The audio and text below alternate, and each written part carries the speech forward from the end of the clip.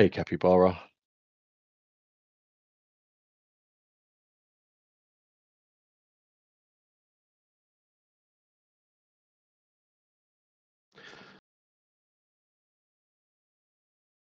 See Jarming in the audience. Hey, Jarming. And Jensen, our aspirational ambassador.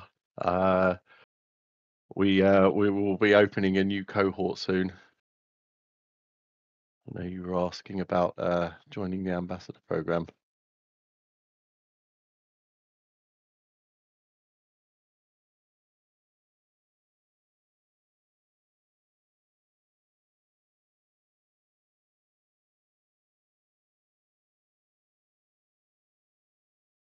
And some questions from Lazy Penguin right away at the top of the hour.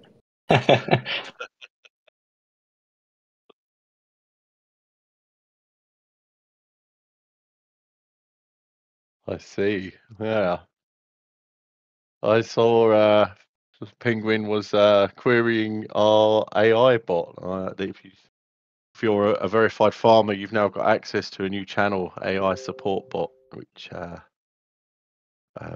is something that Emil's been working on, integrated Kappa AI.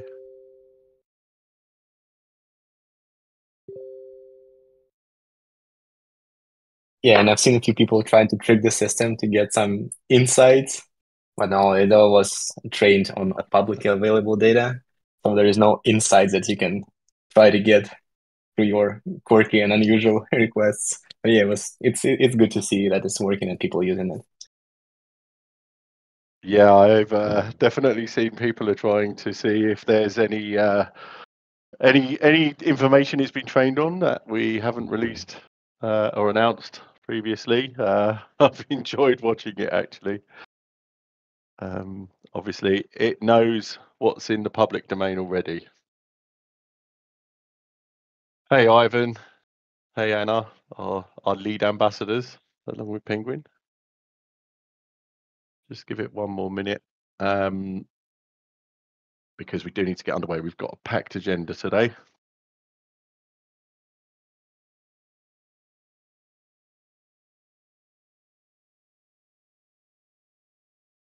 Okay. Actually, I think we'll kick off. We'll let people join us as we go along. So, welcome everyone. Thank you for taking the time out of your busy schedules to join us today. As always, we're here to answer your questions and give you insights into the latest development of Autonomous. Joining us today is myself. I'm Jim. I'm the head of ecosystem. We also have on the stage Randy, our technical community manager. And we've got Mark. Always love to have Mark on the call, a senior product engineer, currently working on Astral. He's got an exciting demo for us.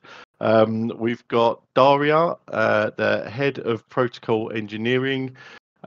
We've got Emil, our developer community manager, and yeah, I just want to point out we've got a very full house today, and plenty to get through. So as you can see, I've popped the agenda up there. But as always, for future announcements, please keep an eye on our Telegram, Discord, Twitter, and the forum. During the call, feel free to raise your hand in Discord or post any questions in the event stage chat. I know Penguin's already taken advantage there. I want to take a minute quickly just to acknowledge the period of silent running we've had. That was obviously while we got everything prepared for our rebrand. We are hoping that now we are back to regular farmer office hours and developer office hours coming up soon. Emil's going to speak on that shortly. And yeah, we are expecting plenty of questions today. But remember, Penguin, this is farmer office hours where farming questions are the priority for us. And please understand and be sympathetic to the fact that we are not able to talk about certain subjects that are under the control and execution of the foundation, speaking directly to Penguin's questions there. Dedicated sessions on those subjects will be forthcoming with plenty of warning given so folks can prepare their questions.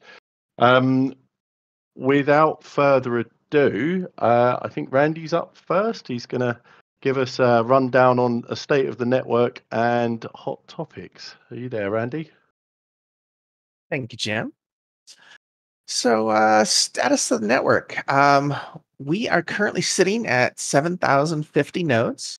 That's down a little bit from before, but I think part of this is due to the fact that we had a mandatory update, and I think we have some people that haven't switched yet. So hopefully they will get that switched and they can get back online.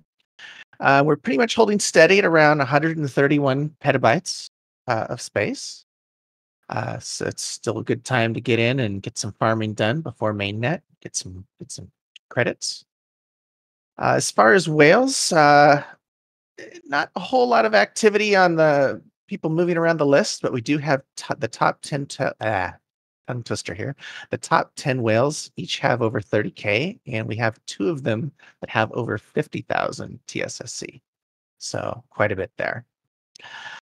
Normally, I'd say a few bit of words about the newest version, but we're kind of in a bit of a holding pattern here. Our last released version was on June 18th, and I know we have a new build that's just around the corner. I'm expecting something probably either today or tomorrow.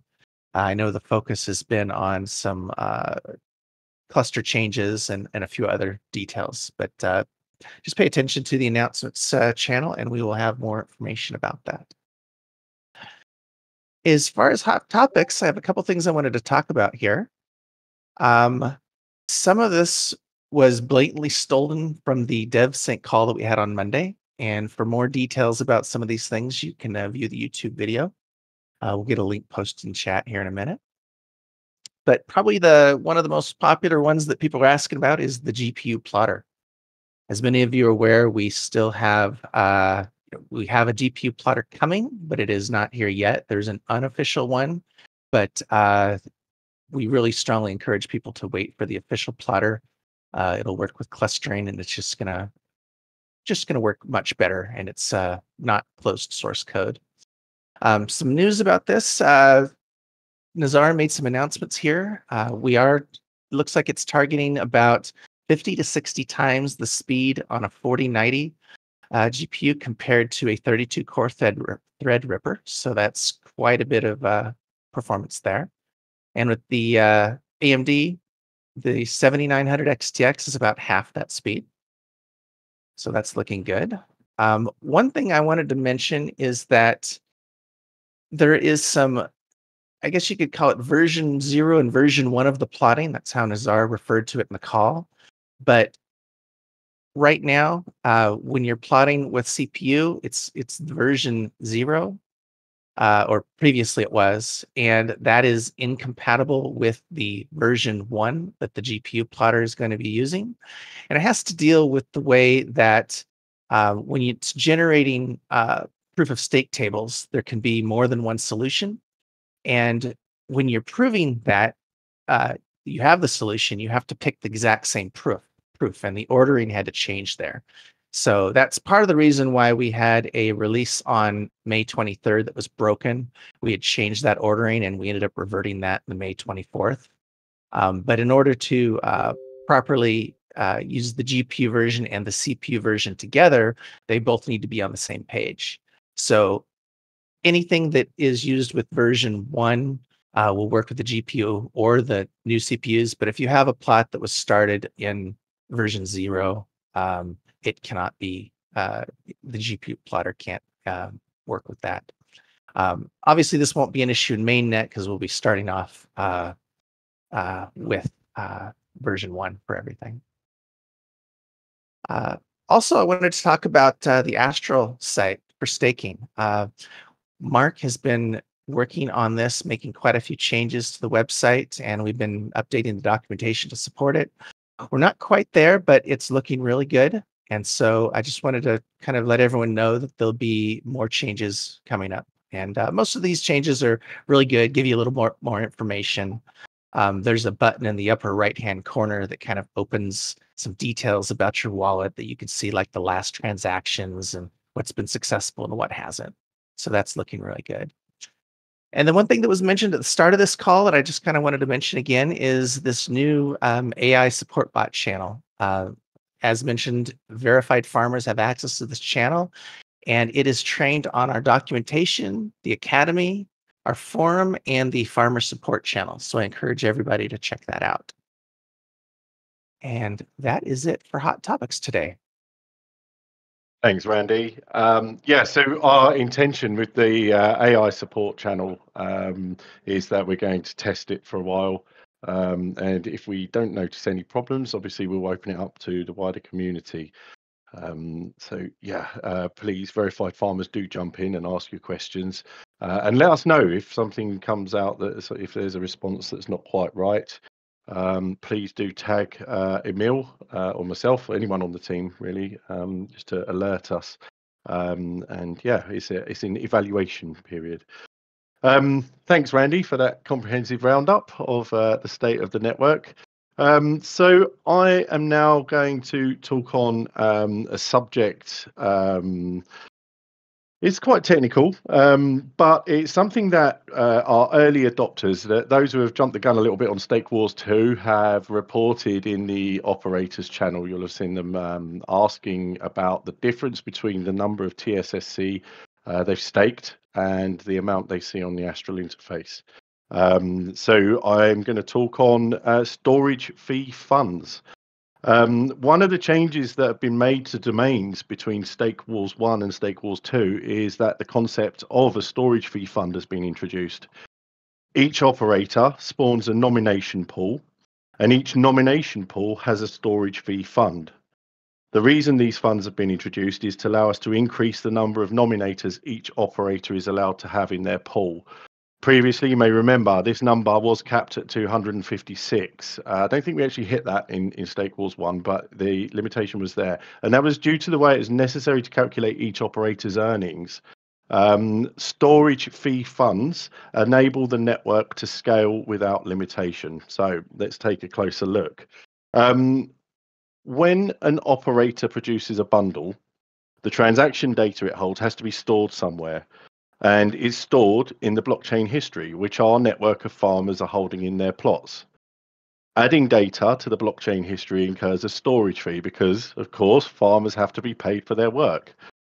Storage fee funds allow the domain operator to pay for that storage without there being a chance that a malicious operator is abusing this mechanism and including the user transaction multiple times and overcharging them without repercussions. It's an attack vector. So how do we pay for a transaction? And to understand that process, it's necessary to consider the life cycle of a transaction. Excuse me. I'm going to run through the process. Excuse me. And there's going to be an accompanying forum post that I'll push out in a few hours. So you can really examine this in closer detail. But step one is obviously a user submits a transaction on a domain. Step two, the user's transaction fees are locked in their account. They cannot be transferred to the operator to pay for the storage and execution in case the operator is malicious and wants to claim them without executing or storing the transaction. They lie, they're malicious. Step three, the operator processes that transaction and pays the farmer the storage fee for the processed bundle with the user's transaction in it. This payment comes from the storage fee fund. Remember, the user's payment is still locked in their account. It hasn't actually left the user's account yet. Step four, after the transaction is processed by the operator, a challenge period has to pass. It's during this time that a malicious operator would be identified thanks to the comprehensive suite of fraud proofs the protocol employs. And remember, it only requires a single honest operator to be online to identify that dishonest behavior and raise the alarm that someone's, not performing in the way they're expected to. Step five, after the challenge period has passed, which is currently 14,400 blocks or around 1 day, the locked fees are transferred to the operator. And we refer to that process, that transfer to the operator, as a refund on the Autonomys Academy in the staking section. You'll find a link in the forum post. Step six, the last step, it is expected that the unlocked transaction fees, this refund, after the challenge period will be slightly higher than the true cost of the storage and transaction processing cost. Storage fee deposits are withdrawn. So we talked about the 20% being deposited, but they're withdrawn along with and proportional to the stake a nominator withdraws.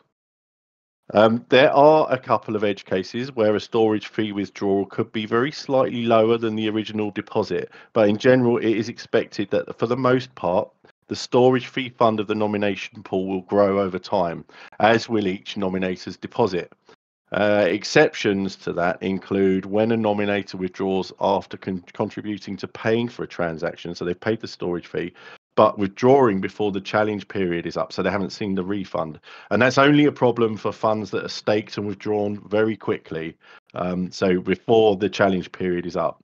There are some more obscure and rare cases, such as duplicate bundles, both paying for storage, but only one being rewarded. Although they are pretty complex and a subject we're not going to cover exhaustively on this call.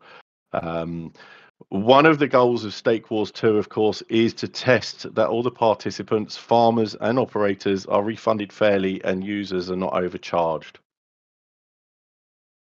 A big change our Stake Wars 2 participants will notice is that when a token holder stakes as an operator or a nominator, that 20% of their stake is deposited into the nomination pool storage fee fund. So if you stake 100 coins, you're going to see 80 as the amount you've staked. Before anyone panics, which we've had already, this is not a tax and the tokens have not disappeared. They're held in the fund. The deposit is not locked in the nominator's account. Instead, it is actually transferred to the operator's storage fee fund. This is why it doesn't appear as stake on Astral. As everyone is subject to that same deposit percentage, the 20%, everyone's proportional staking power and therefore earning power is maintained regardless of the deposit. So everyone's subject to this rule. So it doesn't matter that this amount is being reserved in the fund. Similarly, when a nominator withdraws stake, they will also withdraw the same portion of their storage fee fund deposit. So if a nominator withdraws half their stake, they will also get half of their deposit back. There's a great worked example on the Academy if you want to get into the math behind this. Again, I'll link it in the forum post. Do note that 20% has been set as a value we want to run Stake Wars 2 with. This is the test net, remember, and we want to see how domains perform with this deposit percentage with it set at this level. It's one of our goals for the contest. It may change and is very likely that this figure will change before becoming a mainnet parameter. We're going to talk about mainnet parameters a little more later on. So to draw all this together and understand how this will affect your staking, here are the important takeaways. Staking as an operator or a nominator is now subject to depositing 20% of the staked amount to a storage fee fund. Everyone is subject to this, so it does not affect your proportional staking power. It does not affect the stake distribution. The storage fee fund is expected to grow over time as the transaction fees users pay will include a storage portion paid at a rate slightly higher than paid to the farmers. 20% of an operator's tax is also paid into the storage fee fund, so that's another way that that fund grows. The storage deposit is withdrawn along with stake as a matching proportion of that stake. And while this relatively small section on our farmer office hours today aims to provide an approachable explanation, the subject of storage fee funds does have a number of relatively complex nuances. We do encourage those who want to know more, including the detailed math and that worked example, check out the Academy. So hopefully that clears up some of the questions we've seen in Discord on this subject from those who are very eager to get started and have staked and spotted the 20% reduction in stake on the UI. But now we are ready to, we're updating the documentation and we're going to push out the forum post. We're going to, everything's going to be explained in great detail, hopefully. Also, remember that we do have Daria on the call today, who is extremely knowledgeable on the subject. So if anything does remain unclear, please do pop your questions in the chat and we'll get to them at the end. Okay, demystified storage fee funds, hopefully. Next up, we have one of our wonderful engineers, Mark, who's going to take us through some other exciting changes related to Stake Wars 2. Mark, are you going to share your screen? Yes, I think so. You need to stop sharing yours so I can, yeah. Yeah. Okay. Great. Awesome. So I think you see my screen with Astral. So this is still in the main branch, so the dev environment. But I have my wallet connected here. If I go to the wallet sidekick, if I sign with my wallet message, proof the ownership. Now I have this section, run an operator nodes in stake WAR2, claim 100 TSSC to cover the operator stake. So as I claim, I'm sending another message. And I should see it pending. So in the background, we're sending you 100 TSSC. So I should see my balance increase in the next few seconds.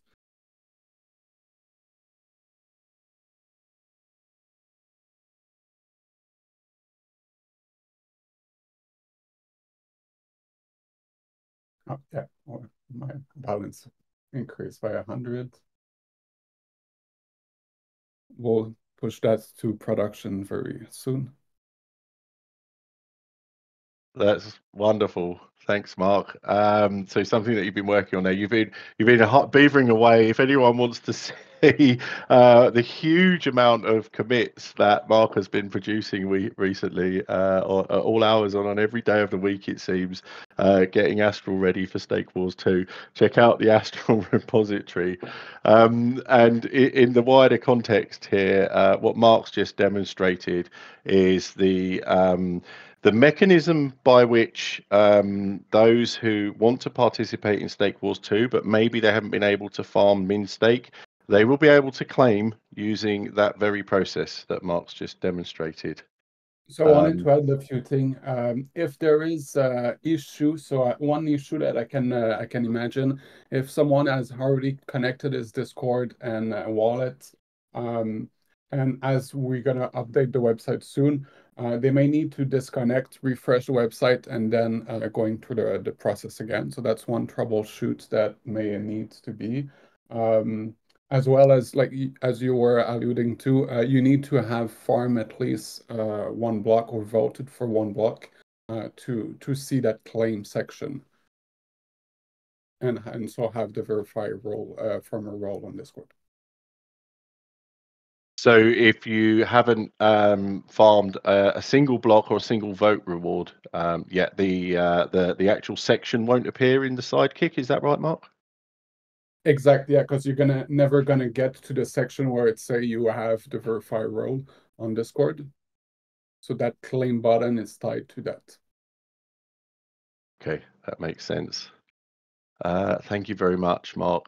Okay, let me see if I can share my screen again. So up next, we have Daria, who is going to talk on issuance. If you're ready, Daria. Hello, yeah, can you hear me? We can. Okay, finally. This has been the last time I was on this call. We were going to roll out one part of this that's on the slide, the dynamic issuance, and my microphone was just not working, if you recall that. So I'm happy it does this time. As we're back to the protocol economics talk leading up to mainnet, one of the last few things that we're brushing up. Jim has already walked you through the storage fees fund and like transaction fees, the transaction fees on domains, and the challenge period, and all of that is a big part of protocol economy. The other big part of protocol economy that is already rolled out, the Gemini 3H, as well as the storage fees that Jim has talked about, is dynamic issuance. And there was a forum post about it. I think it was like January or February when we rolled it out. But maybe I'm mistaken. My time is like completely off with all the work that we're doing to get to mainnet. But there, it was there. So you could go and read it. It's also, there is a page in the Academy that explains that what is dynamic issuance. That's basically a novel mechanism that allows to slightly reduce the issuance that's done by the protocol if the block has some good transaction fees in it. So it kind of saves some emissions. Which is nice. So all of this has been a result of our collaboration with Block Science. They are pretty famous in their field. They have worked on protocol economics with many people, including, like, if I'm not mistaken, like Filecoin and the likes of such. You can see their collaborations also on their YouTube channel. And so there should be also a video about their collaboration with us that they have delivered it. So if you're really interested in to get into like the weeds of all of this, it's like 1 hour long. You can watch it. So for all those parts, the last the maybe most important for the long time life of the protocol is the actual mainnet parameters of the issuance. Which means how many coins we're gonna issue per block. How many of those are gonna go to the proposer? How many of those are gonna go to the voters? Are they gonna change in time? How long do we want them to actually roll? How long do we want this whole system to continue issue tokens? Maybe after neither of us is, running it anymore, like true to the original Nakamoto vision. So we want to develop a system that's going to run for a long time, sustainably, keeping like rational economic incentives, keeping incentivization of community, encouraging participation from all the participants, both farmers and operators, and adequate nominations and all of that. And also keeping the balance for the more equal distribution of tokens. So trying to make sure that they go to more community members and provide more wide access to the token. The graph that you see on this slide is also going to be included in a forum post and the blog post that we're going to be putting out on all of this. But because you're our beloved community, I'm just going to give you all a run through it. Now, a sneak peek of the actual mainnet parameters that we probably are going to go with. However, keep in mind that, again, we're also testing, we're still researching, and the final numbers are going to be close to mainnet. But because we've already done this research, we wanted to give you a sneak peek on it. So the graph that you see there is the graph of the way that the issuance is going to decline. It's similar to the ones that you've already seen maybe on dynamic issuance pages. You can see that it consists of two curves. And they together make this sort of nice and smooth decline with like a long tail that allows us to run for many, many years ahead. So then if you, Jim, can switch to the next slide, we can talk numbers. Oops, guess the next slide. That's the same curve. Yes, the next slide. Now, this is the fact that has not been yet announced, and you're the first ones to hear it. We have decided that the total supply of the chain is going to be kept at 1 billion autocoins. Some percentages of this, of course, are allocated to testnets, to ambassadors, to our Swiss Foundation, to investors, to the team, to everybody else. The actual percentages of the allocations are going to be communicated separately. They're not the topic of today. So keep an eye on that closer to mainnet, because we still need to, well, at least end the incentivized testnet and tally up everybody's allocations to be able to come up with that exact number. So given that 1 billion token cap, there's going to be a certain percentage of tokens that are going to be issued for this whole lifetime of the protocol. And our eventual goal is one of that I have already mentioned, is to ensure that the community owns the majority of the tokens on the network. So this was one of the main goals for this whole modeling and research. And to be able to achieve this and the previously mentioned goals of like equal distribution, community incentivizations, and the lifetime of the protocol, and a balanced economy, and sustainability and whatnot, we with Block Science have built a model in CAD that simulates the economic flows of all the participants in the network, and it has all the multicolor simulations and the random Poisson processes and the expectations of like, or what happens if the space all goes up, or what happens if the space just stays stable at some point, the space pledged, I mean. What happens if all of the blocks are full? What happens if all of the blocks are empty? What happens if we have price shocks? What happens if we have storage shocks? We have in total have run down, I think, like 300,000 combinations of different parameters of all of this on the simulation of the 3 years of the protocol existence. Out of which the block size have chosen certain parameter ranges that they are showing in the YouTube video, from which we have chosen in-house like 9 combinations. And now we're basically down to 2. And so one of them is the one that I'm presenting today. And then if it works, it's gonna the one that we're gonna go with. But maybe it's gonna change slightly. So this is very exciting. This has been a very big project that we spent a lot of time on. So going on to mainnet, if you have been with us since, well, the last few months, you may know what a space race is. We did one as a rehearsal at the start of Gemini 3H.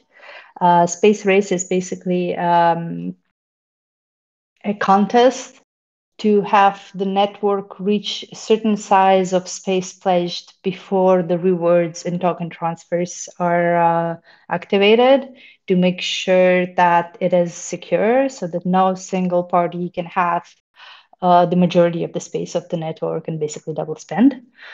Our parameter recommendations have come down that it should last about 7 days.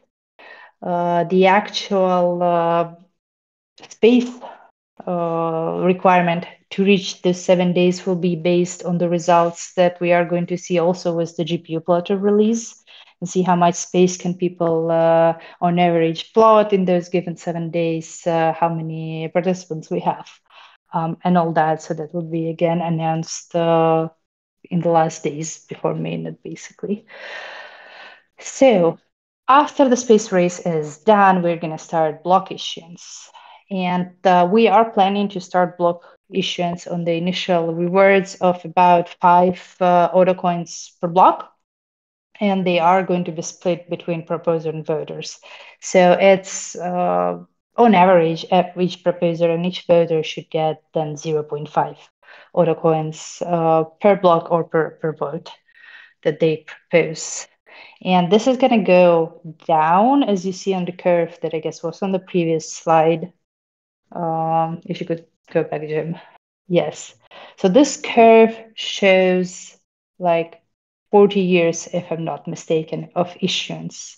So that very, very thing on top, and you can see it starts at 5, then it goes down slightly for the first year and a half, to incentivize early adoption, to incentivize more people to join, and well, then to reward people who have been with us for a while and make sure they get the best out of the issuance. And then it kind of starts going down exponentially and has a long, long tail until we finish the whole billion tokens. And we expect it to run again over 40 years, which is something that we're really satisfied with. Back to the back slide. The other one, the other action. Yes, thank you very much, Jim. Yes, sorry, there's too many curves to show. So initially then on the mainnet, if we go with 5 ETC per block, which is now the planned issuance, the emissions are going to start at 0.05% per week. And they're going to go slightly down for the first year and a half. And then they're going to go more down, as you have seen on the curve, for at least 40 years. And there's going to be a long tail of issuing maybe somewhere around 0.1 per block or even smaller until we run out of all the tokens. So the protocol is the way the code is written is completely self-sustainable. So basically, as soon as we kick it off, it's just going to continue issuing and following that curve until it runs out of tokens. None of us have to do anything else. This curve, you might be asking, why is it like that? It is in mechanism very similar to the Bitcoin halvings, though the Bitcoin halvings are like, they happen abruptly every, 4 years, and they got it in half. That is economically not very good. It's a big stress on the network. So we have decided to not do that and just have a smooth curves where the reward just goes down a little bit every block, a little by little, until at some point you get like halves and then halves again, and so on and so forth. And you're going to be able to read all of that in the dynamic issuance page that has been already linked in this blog post. They're going to be coming up about the mainnet parameters. And we're also having a later planned token reference paper written by Todd that also going to be posted a little later, giving a bigger overview on the whole protocol economy. And numbers may be boring, but we're very excited because this means we're getting serious about this stuff. I mean, we've been serious about it for a while, but we're getting very close to actually nailing down the exact numbers that are gonna be running for the protocol for 4 decades. That's a lot. That's more than I have lived, and this is very exciting to be taking these decisions. And they are based on a very big amount of research of many people. So I am glad that you have all listened to me. Please do then reach out with questions here on Discord. And later in this call, I'm going to try to answer all of them, most of them. I'm not going to be given any financial investment advice. I'm a mathematician. Jim, do you want to Yeah, thanks, Daria. I love that you slipped the disclaimer in there. This is not financial advice. I can see we've got some questions in the chat. I'll leave it up to you if you want to reply in the chat, or maybe we hold them for the end. People are interested to see that 40 years date, but I do want to point out that it's greater than 40 years. So just to sum things up there, obviously, as Daria mentioned, we're going to be pushing out a blog post hopefully later today, which really draws all this thread together. And as Daria said, this is an amazing amount of research has gone into this process of working out what our mainnet parameters are going to look like. Obviously, we can start a test net with any old arbitrary figures, but we need something sensible for mainnet, which makes sure that we go from the space race to the long tail, and everyone is incentivized and everyone's being rewarded throughout the lifetime of the chain. So yeah, do keep an eye out for that blog post. Something that I think people picked up on, Emil certainly did, is that we've got a real parameter, mainnet parameter there, 1 billion ATC. I think that's the first time our community have seen that. That is the total supply for mainnet. That is the figure that we have set. Another disclaimer, of course, things could change, but I don't think it will. As Daria said, the amount of simulation and the models, the modeling that went on with block science means we're pretty confident in that figure. I also around 7 days for space race duration. So this is going to be interesting because, of course, First of all, the community absolutely smashed our expectations on the mini space race, and they're going to have their hands on the GPU plotter quite likely. Watch the DevSync video for updates there. I can't promise it, but I would say that it's a distinct possibility. And yeah, I just wanted to hop back to this slide here. So it's really interesting to see. I mean, that first period with the straight line on the curve, that is obviously there to, as Daria said, reward early adopters. So, I've seen it mentioned in Discord that being small and early is better than being big and late, and I think that's definitely true. And wanted to just highlight the fact that with this continual halving means you don't get those steps that you see on Bitcoin. So yeah, really drawing all that together. And there is obviously something else. Sorry, Daria. Yeah, if I could comment on that, I see there are like several questions that are all the same about the 40 years. If you could go back to the curve. The curve runway, yes, I mean the lifetime of token emissions. And this curve, basically, you can see it is plotting 40 years, and you said it's not go to zero in 40 years, it is above zero.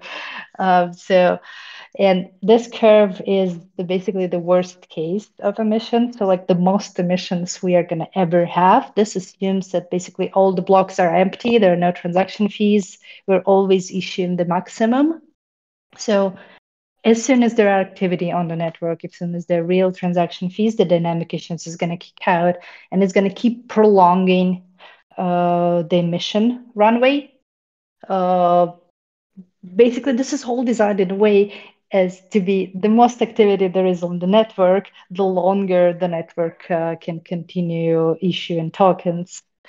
And then somebody says, well, it's going to eventually reach zero. I mean, yes, they're going to eventually reach zero, like also the Bitcoin block rewards are also going to eventually reach zero. But the thing about all of this, it's supposed to have design an economy that is going to be sustainable even without rewards, based on transaction fees, on space fees, on nominations, on the activities, and so on and so forth. So this is all trying to incentivize a healthy, active network that is not reliant on handouts by the protocol. There's a lot to unpack here. But yeah, I hope I answered that. And you can go ahead, Jim. Thanks, Daria. Yeah, so we at 40 years, I would certainly hope that we've got a thriving ecosystem where the value is not just in farming; it's from all the domains that are operating on leveraging that consensus that the farmers are providing. So yeah, don't panic, guys. It's not time to just pack up and go home in 40 years. I can see there's a few comments, but I appreciate you clarifying that, Daria. But there is something interesting. If I just pop back to this slide, so the conclusions drawn, and you'll see again in the blog post the more kind of technical breakdown, and there's a wonderful video that a call with Block Science that we had where they laid everything that happened out for us. The interesting thing was that the emissions that are 0.05%, so that fourth figure there, that is something I need to drill into. Because as we all know, the Gemini 3 incentivized testnet, the reward pool has been growing at 0.1% of total token supply per week since it started back in September last year. That is our testnet equivalent of the mainnet emission rate. And as we've examined these results and we've made our mainnet parameter selection, it's become clear that our launch emissions should be closer to that 0.05%. And for that reason, as we close in on our mainnet launch, we will be aligning testnet reward emissions with mainnet reward emissions. So the reward pool that as of today is growing at 0.1% per week. As of next week, next Wednesday on the 10th of July 2024, that accrual rate will be adjusted to 0.05% per week. We've not taken this decision lightly, but we do want to make sure that we are setting realistic expectations for mainnet within our farmer community on what mainnet earnings will look like at launch. As you can see, the 0.1% has been very generous up to this point. And you're going to see as well in the wider context, I'm going to talk on the roadmap shortly, and hopefully you'll see how that fits in with everything. There's no action for anyone to take here. Just continue farming to share the total reward pool. And you still we'll calculate what you're owed at the end of the test net. Oh, that feels like I think that's the first time I've mentioned the end of the test net. But yeah, obviously all good things must come to an end. And I do want to stress that we haven't set a firm date it will be over yet. We've still got to run Stake Wars 2. We've still got some things to test. And up next, I think we've got Emil, but then I'm going to come back and I'm going to show you how all these things fit in related to each other in a roadmap walkthrough. We are tight on time, I see. But yeah, if you've got any questions on anything that we've just discussed, again, I'm going to put a forum post out about aligning testnet emissions. Please do pop them in the chat. Up next, though, hopefully we've got Emil, who's going to talk to us about something else we've got, not just Stake Wars 2 coming up, we've got Hacker Month 2. Emil, do you want to give us a rundown on what's going on there? Of course, I'll be happy to. It's really difficult to go after you guys, especially after you've dropped such a massive news, and I feel that everyone is still digesting it. I can feel my heart pumping really hard right now, and I think it's like getting real. So yeah, some really exciting times are coming. As for the Hacker Month 2, we're getting ready for it, and we are. What's the Hacker Month 2? Hacker Month 2 is an exciting initiative to bootstrap activity in our domains on Nova, our EVM domain, as you know, and AutoID, our new autonomous identity domain. And we're thrilled to invite dApp, EVM, and DID developers to participate in the network and explore the unique features that our domains has to offer. But before we proceed to kind of what's coming as a part of Hacker Month 2, let's briefly revisit the goals of our inaugural Hacker Month 1, and provide some more context and do the comparison. So the main goal of our inaugural Hacker Month was to welcome Rust developers into our ecosystem. We invited them to contribute to our protocol and to Space Acres to resolve bugs and add useful features.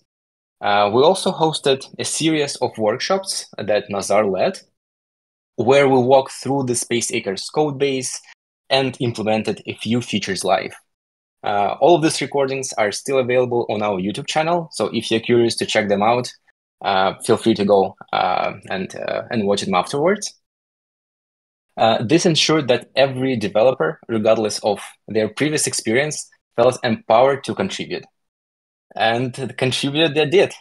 We saw some great additions, which most of you are already using. And some of these additions were, there was a cleanup for config and logs for the Windows package for Space Acres. Our amazing community added tray icon support. They added the feature to open folders from the UI, which I personally found super useful. And they've also implemented share feedback button on the interface, and a list of other kind of small improvements and features. Now, as we look forward to Hacker Month 2, we're expanding our horizons and inviting a broader range of developers to engage with our evolving ecosystem. We're excited to what applications you will build on Nova and AutoID. So what you can expect? We are establishing dApp bounties. We will highlight every dApp that you create throughout the initiative and reward the best ones. Not only the team will pick up the winner, but also ambassadors and the general and the broader community as well. There's going to be another bounty for applications that utilize AutoID. AutoID provides decentralized identity framework for both humans and AI, enabling secure verification of digital identities and content origin. So what kind of apps you can build? It's up to you, of course, but It can be anything from content authenticity verifier, an AI assistant manager, decentralized reputation system, and there's tons of creative solutions that you come up with. You can build applications that showcase the power of Auto ID and get rewards for it. We're going to release our new Auto SDK to enhance your building experience. We will present our brand new internally built dApp with the gamifications around it. We're going to do a series of dApp development workshops in collaboration with our partner that we're going to announce very, very soon. We're going to host the Q&A with dApp engineers to answer everything you might be interested to learn and to know.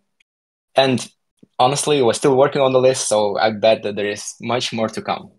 We're incredibly excited and can't wait to what you will create. We're still finalizing the details and agenda for the event, but we're going to announce it via the forum post and a special edition developer office hours very, very soon. So stay tuned. Okay, thanks, Emil. So for those who don't know, Emil and in fact, I think everyone on the call here today, we come from a development background. We've got some experience, and we are really genuinely excited about Hacker Month 2. This is part of our wider effort, of course, to bootstrap our builder ecosystem. So you can expect it won't just be Hacker Month 2. It's going to be ongoing initiatives and grants and all the exciting stuff that you might expect. Okay. Thanks, Emil. Right, I'm going to try and do this and see if it works. Let me. Oh dear. Can I just replace that with that? Okay.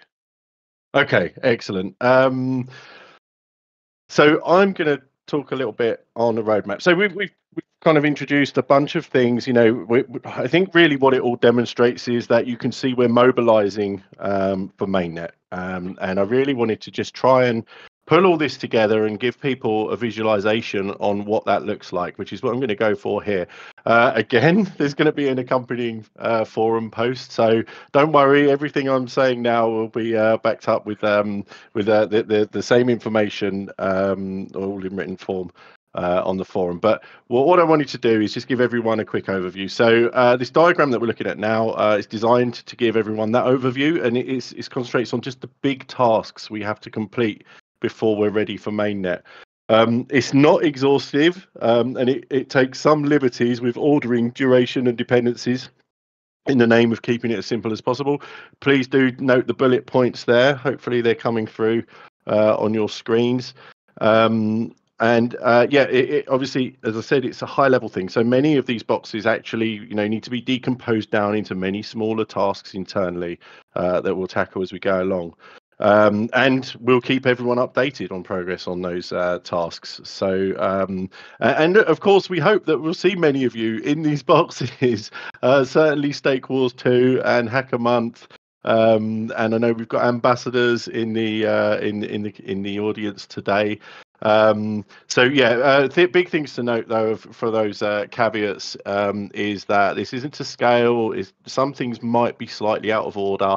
It doesn't factor concurrency in, so some of these will overlap, some of them will be running at the same time, and it kind of takes a bit of a liberty with dependencies as well. Really, it's just to give you an idea. So this is not like a plan that we have a much more detailed plan internally. This is just try to give you a simplified view here. Those milestones that we need to hit. Okay, so with those points in mind, I'm going to run roughly left to right and top to bottom. So Stake Wars 2, you can see my mouse hopefully. So we're going to launch Stake Wars 2 here, but obviously there's some prep to be done. We're already underway with the work on the Astral staking interface. That's in full swing, as you saw Mark demonstrating earlier.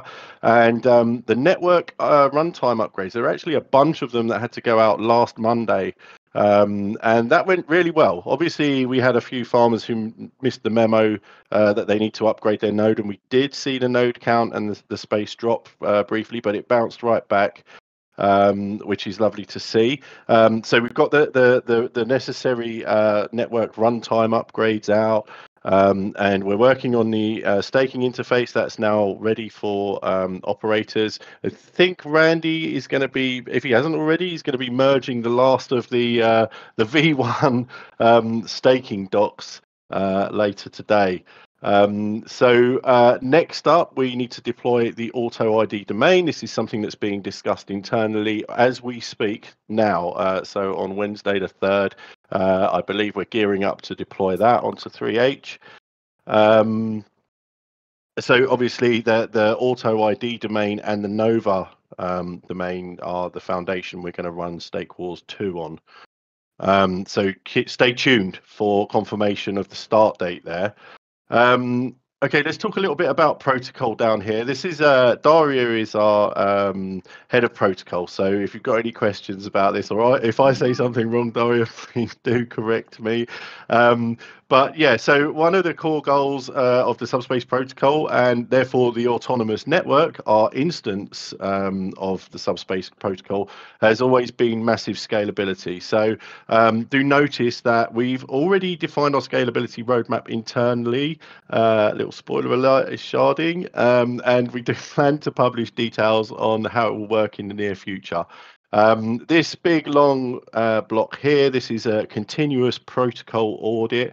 We've been engaged with SR Labs, very well respected in the industry. We've been engaged with them, I believe, for well over a year now. We have like it's continuous, I call it their continuous ongoing protocol audit. They check our code and they produce a report that we act on. And so once we've got these guys in, we can launch Stake Wars 2. We talked about we're going to align testnet emissions. We're not sure that that's the order that's going to happen in. We'll see how the deployment of Auto ID goes. Okay, so next big thing I want to talk about is Hacker Month 2, as you can see there. The fun doesn't stop with Stake Wars 2, and once the wars are running, engineering will be delivering this guy here, our Auto SDK. Version 1. This is a toolkit. It's going to enable developers to interact with the Auto ID domain effortlessly. The SDK, as with all SDKs, the idea is it's going to take the low-level calls required to work with autonomous identity and provide high-level workflows that allow builders to focus on developing their ideas rather than all the boilerplate code to interact with the primitive. That unlocks really the launch of Hacker Month 2. So once we have an Auto SDK in our hands, we will announce the start of Hacker Month 2. As Emil says, we're excited to invite developers on, and there will be like a rewards track for both Auto ID and EVM domains. We're really excited to see what our community and the developers who we hope to excite and bring in are able to build there. It's going to launch with plenty of fanfare. We've got plans, as Emil says, calls, workshops, other initiatives. I don't want to steal Emil's thunder too much, but I do want to just quickly explain what this guy here is. So we will be very shortly, we're going to be announcing a partnership with some guys who are deploying some critical infrastructure projects onto Nova. They're going to do that on both on testnet and mainnet.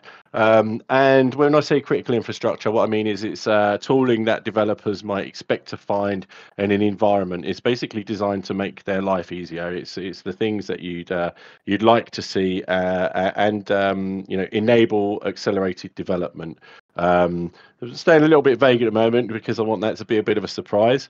Okay, in the middle here, we've got Foundation, something that we've mentioned briefly earlier, and I can see there's some questions that are going to be related to this in the chat. So the Subspace Foundation is a Swiss entity we set up back in the middle of last year. I believe it was in June 2023. I think that's the right date. And it's the foundation that will actually be responsible for launching mainnet and a number of the activities related to TGE and tokens. It is a paperwork-heavy process, but soon you will see a presence. We're getting to the end of that process, and you're going to see a presence built out with a website, a voice on socials. And as I say, there are certain things that the foundation, as the Swiss entity launching the network, only the foundation can talk on. For example, ambassador agreements, they have to be issued from the foundation, and something that I know Jensen's going to be interested in, tokenomics. It's in the roadmap, Jensen. I know that it's something that you've asked. Will there be tokenomics? Of course, there are going to be tokenomics. We know it's a regular ask. But we have to know, and we have to make sure we know exactly how long the testnet's going to run, of course, before we can produce those pie charts that you're so hungry for. And as you can see, we expect to release tokenomics shortly after ending the incentivized testnet for that very reason. Again, doesn't feel right mentioning the end of incentivized testnet, but obviously all good things must come to an end. And speaking of testnet rewards, you will notice that Astral down here, our block explorer is going to be updated to provide a rewards checker, so that our testnet farmers will be able to check how they did on previous networks, and obviously how that translates into mainnet tokens, which are going to be minted in the Genesis block. So it's time to dust off those old Gemini 1 and Gemini 2 wallets. Find those seed phrases, get them ready. Remind yourself what your address is. So if we jump forward a little bit, we will see here that the foundation will also be launching our AIP process, so our autonomous improvement proposal process. I'm sure many of you are familiar with the Ethereum EIP process, and we will be I think ours is going to look very similar from our initial sketches. And of course, this is our first step on the road to the progressive decentralization of the project. What does that mean? Ultimately, our plans are to put control of the project in the hands of the community. And that gradual transition, that gradual handover, is a core responsibility of the foundation, and you can expect that we're going to be talking on that in much greater detail closer to time. Okay, I do want to just quickly, we're going to rewind back to Autonomous white paper. Our team researchers, and obviously we have Daria on the call, the head of protocol, specifically is working on the Autonomous white paper along with the rest of the research department. And while we have the subspace protocol white paper, which describes in great detail everything about how the blockchain works, we also need to lay out the technical targets we have in our sights for the autonomous network. We've kind of given people a high-level view, with the academy and with the rebrand blog post. But as that comes into focus around this time, there's no dates, but you can kind of see where we expect it to fit in. We're going to be running probably a series of informational pieces on the white paper and talk on those. And to be honest, it's something that I'm extremely excited about, and I can't wait for the finished artifact to be ready to publish. No pressure there, Daria.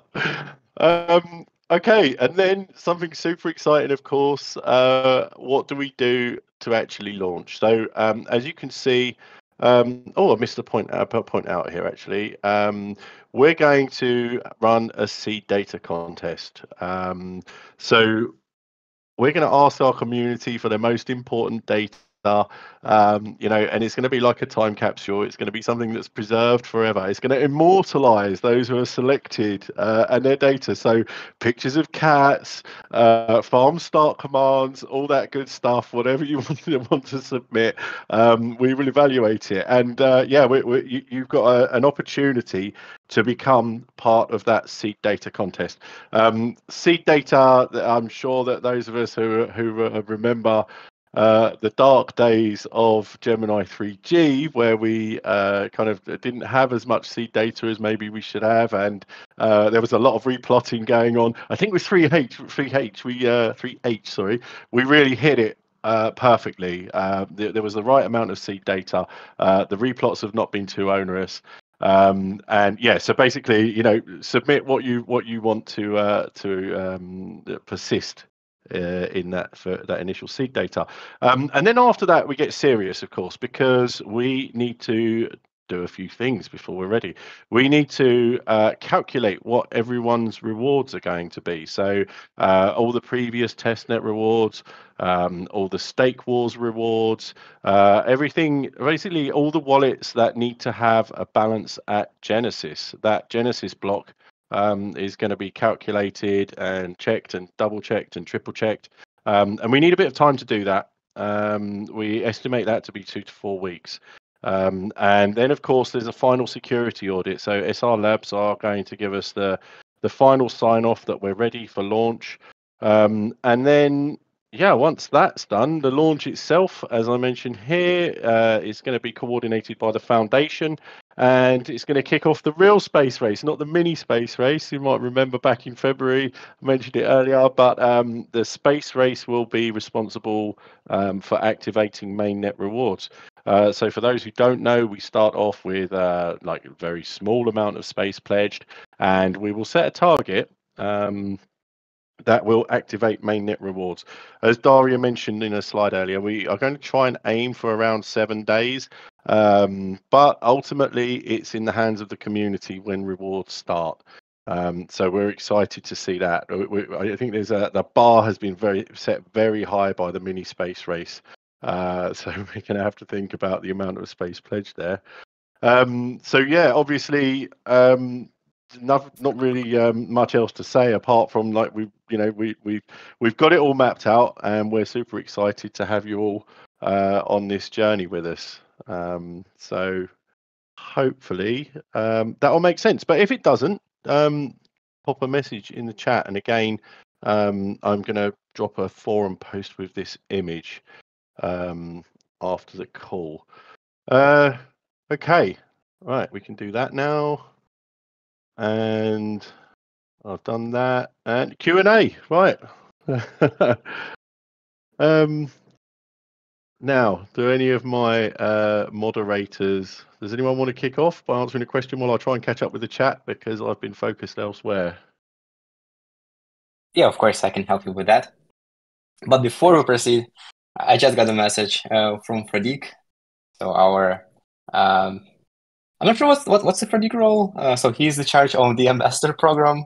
Yeah. And so he just wanted to congratulate our new minted ambassadors. So just today, we've onboarded 17 new ambassadors. So congratulate to everyone who's got into our newest cohort and successfully passed all of the educational program and showcase their kind of final deals and final projects. So congratulations and welcome on board. Okay, now we can switch to a Q&A. I guess the first one, it was the one from the Lazy Penguin. Some time ago, there was an announcement that subspace tokens were registered in Swiss jurisdiction. Since there has now been a rebranding and the token has changed its name, which jurisdiction will ADC be registered in? Jim, do you want to take this one, or? Yeah, I can take that one. So hopefully some of that has been explained with the roadmap there. It's the foundation is responsible for the token. It's a Swiss foundation. Nothing has changed there, Penguin. Hopefully that makes sense. Okay, so a question, and I see Penguin's questions. He's always got the tricky ones. So basically, how do testers get rewarded if I have multiple wallets? Okay, so basically, there's no claim process. It's minted in the Genesis block. At the time of testing the Gemini 1 network, multiple wallets were not prohibited. So that's why I've been going with separate wallet per separate computer. That's absolutely fine, Penguin. There's no restriction there. You can farm into one wallet. You can farm into multiple wallets. You can rotate your wallets. It's a permissionless protocol.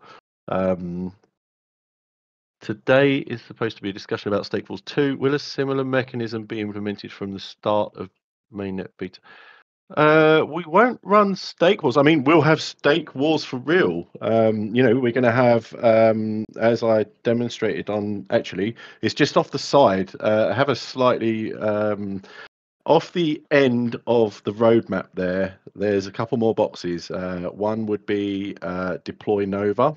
Deploy Nova and deploy Auto ID. Once those domains are deployed, again, permissionless protocol, operators will be expected to go where there are transaction fees.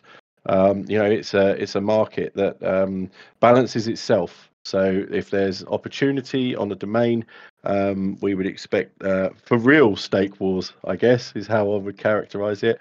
We don't expect to have we don't expect to have Nova start at the Genesis block. There will be a short pause.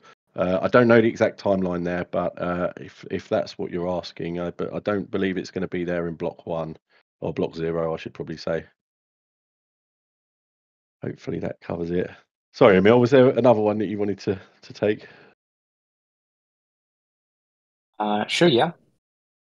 So I've seen a bunch of questions about the 40 years runway, but hopefully it was answered by Daria and Jim. But if you guys are noting, Super Mario still kind of unclear on 40 years emissions, just let us know in the chat and we can go into more details. Sure, I think Daria did cover that. As you say, it's not like they suddenly stop at 40 years. It's greater than 40 years, but by that point, in the same way that all the BTC are going to be mined once they hit 21 million, it'll be the same position. Except, of course, well, actually, Bitcoin does have a BVM now, doesn't it, as well? So it's kind of getting utility. But obviously, we focus on utility and scalability first. So 40 years' time, be an interesting to come back and listen to this recording.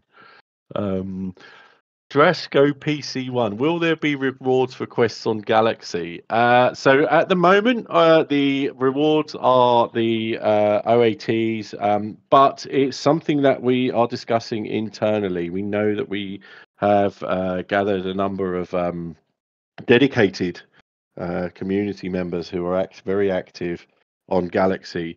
What I will say is, if there were going to be rewards outside of the OATs, then it would be something that the foundation would be speaking on. So stay tuned is what I can say. We don't have anything that we've published at the moment, I'm afraid, but thanks for the question, Drasco.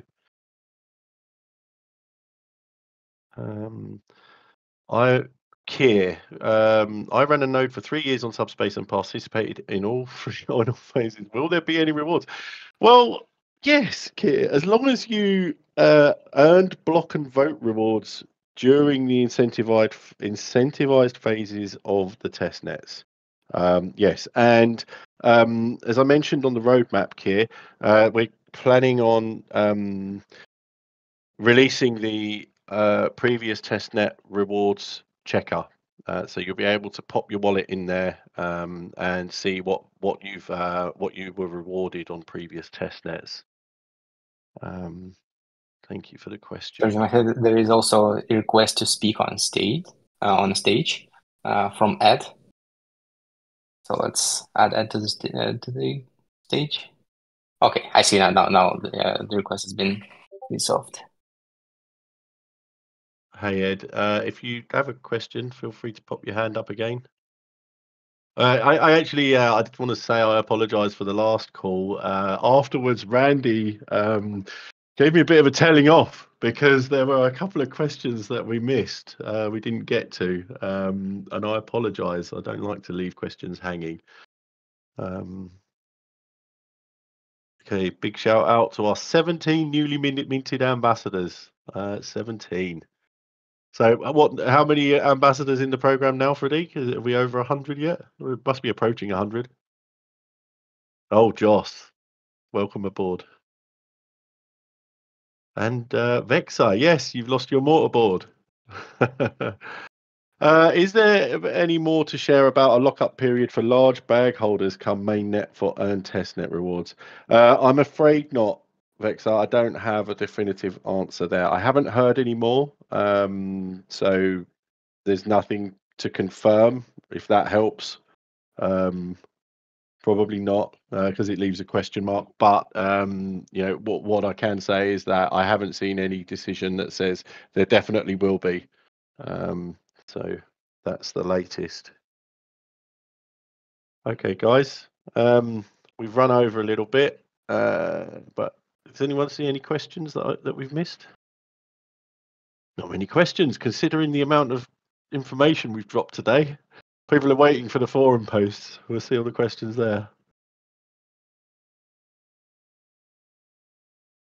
It seems like it. I think we answered all of the questions. Okay, wonderful. So, as always, I want to extend our thanks, team thanks to our farmers for your dedicated support. You are the backbone of our project, and I want to take a moment to acknowledge that, because as we stand on the precipice of taking Autonomys to mainnet, we would not be where we are without you all. We are very, very grateful. I want you all to stay tuned for the upcoming events, as we mentioned, Stake Wars 2, Hacker Month 2, and the mainnet space race, and of course, getting immortalised in the seed data. I can't think of a better prize for a contest. Keep an eye out for that issuance parameter research blog post. And you're going to see a flurry of forum posts from me over the next few hours. They're going to provide the written and technical details on the subjects we've discussed today. I'll post the video as always. Please do follow us on Twitter. We are making a marketing push at the moment. Please throw us a heart on, or even repost our announcements, as we are keen to get as much reach as we possibly can in the run up to mainnet. And finally, thank you once again for spending your time with us. Keep an eye on our socials for future announcements, and we look forward to seeing you at our next event. Until then, keep farming, keep questioning, and as always, stay connected. Thanks, everyone. Thanks for joining, everyone. Have a good day.